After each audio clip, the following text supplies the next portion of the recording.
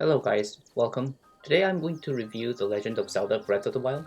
This game has been out for a while, but I'm going to make a review just for the sake of completion, and also because the sequel to this game, The Legend of Zelda Tears of the Kingdom, is going to be released on May 12th next year. About time, really. I've been waiting forever for this. So the history. The story in The Legend of Zelda Breath of the Wild is set in the world of Hyrule, and is about a force of evil known as Calamity Ganon, and the hero and the princess blessed by Goddess who are tasked in defeating that evil. This pattern of the rise of great calamity and the battle that comes after had been a cycle in Hyrule as far as it had existed, and it is happening here again. When it seems that the rise of Ganon is inevitable, Hyrule enlists four champions who will pilot the divine beasts, a relic of an ancient civilization, and our hero Link so they can battle Calamity Ganon. However, Ganon strikes first, taking down four champions and taking control of the divine beasts.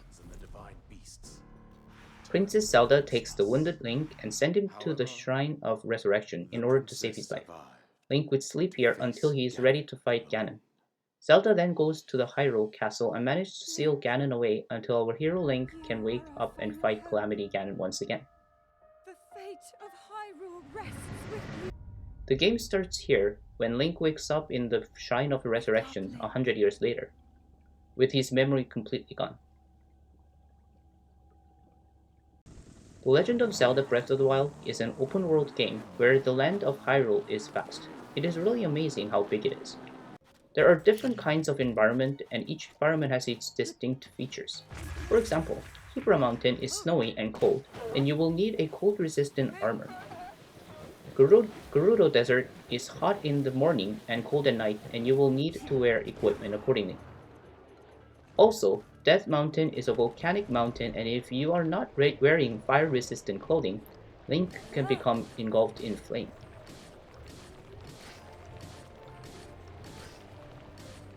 The weather changes in the game as well, and it could be raining, snowing, or there could be a lightning storm. If you have to be careful not to carry any metal, because if you do, you can be struck by the lightning. What makes this game even more amazing is the sheer freedom you have in the game. The end goal of the game is to defeat Calamity Ganon, but when and how you do it is completely up to you. And you can move about in the map in any direction in any order as you feel like it. I have been playing over 170 hours now, and I still find something to do. And to be honest, I only defeated Ganon once. That's how free you can be in this game.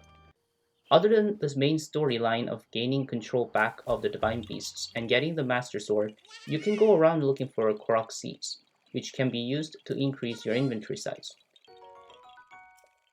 Also, there are 120 shrines to go to which give you the spirit orbs that can be used to increase your health and stamina. There are several different kinds of shrines which can involve puzzles or defeating strong enemies. Some shrines are just really tricky to get to. The world of Hyrule is also very responsive. You can climb just about any surface, swim in the water with fish, and many objects such as rocks can be interacted with. You can even use those objects to hurt monsters as well. You can use electric arrow in the water to catch fish more easily. You can even use lightning to attack monsters if you time it just right. Honestly, this game has thought of even the smallest details.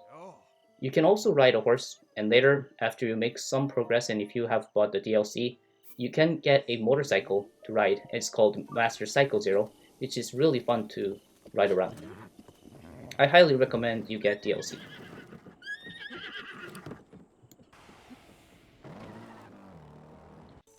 That is not all. In the Breath of the Wild, you can cook various dishes with different effects using materials you find in the wild.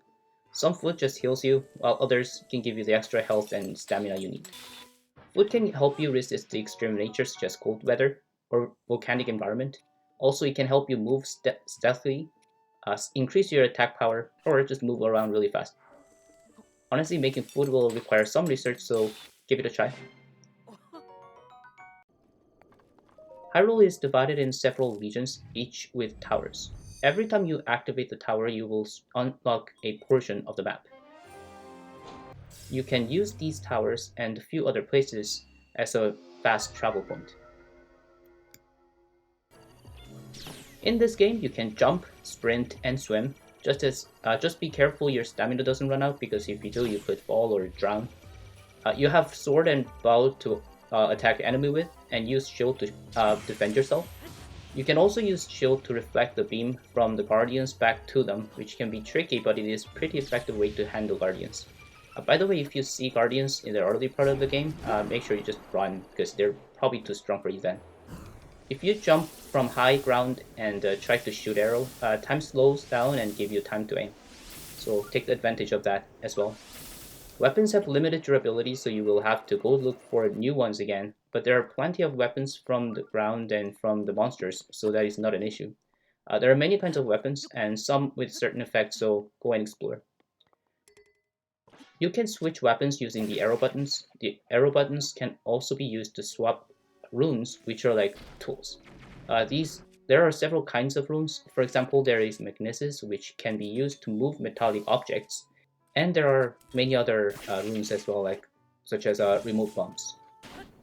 You can use these runes just about anywhere, and you will need to use them to complete many of the shrines, where it's quite tricky to get to. This game is perfect in every way, well, almost. If I had one problem with this game, it would be that some puzzles can be extremely tough cracking in handheld mode, which is my preferred way of playing. Some puzzles require you to rotate the entire console itself in the case of handheld mode, or the controller in 360 degrees. So when you play handheld mode, it just doesn't move correctly and can be extremely frustrating. So in that case, you just have to play controller in a docker mode. But that is a small problem, and other than that, this game is absolutely perfect. I would probably give it 10 out of 10. Yeah. Um, and with that, this is the end of the review. Please subscribe for more upcoming contents, like the video, and leave comments. Okay, stay healthy, and I will see you guys later.